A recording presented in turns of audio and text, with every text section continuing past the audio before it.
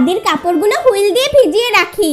সর্বনাশ, কিরে দাদি তো কাচের বাটিটা ভেঙে ফেলেছে। কি ব্যাপার, এত জোরে শব্দ হলো কিসের? সারাদিন তো বসে বসে খান, আবার কাচের বাটিটাও ফেলে দিয়ে ভেঙে ফেললেন। আপু তুমি দাদিকে এভাবে বকা দিও না। এই চুপ কর তুই, আবার মুখে মুখে তর্ক করছিস। বেয়াদব কোথাকার, যা তুই এক্ষুনি বাড়ি থেকে বের হয়ে যা। ইস রে, খাবারগুলোও তো নষ্ট হয়ে গেল।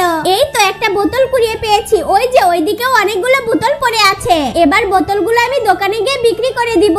আরে পল্টু, তুই তো অনেকগুলো বোতল এনেছিস, দাঁড়া তোর পারিশ্রমিকটা দিয়ে দিচ্ছি। ধন্যবাদ কাকা। দোকানদার আপা দোকানে আছেন? আগে টাকাটা রাখুন। এই দুইটা বাটি আমি কিনতে এসেছি, তাড়াতাড়ি প্যাকেট করে দিন। এই নে পল্টু, সাবধানে বাড়িতে যাস। দাদি, ও দাদি দেখো, আমি দোকান থেকে স্টিলের বাটি কিনে এনেছি।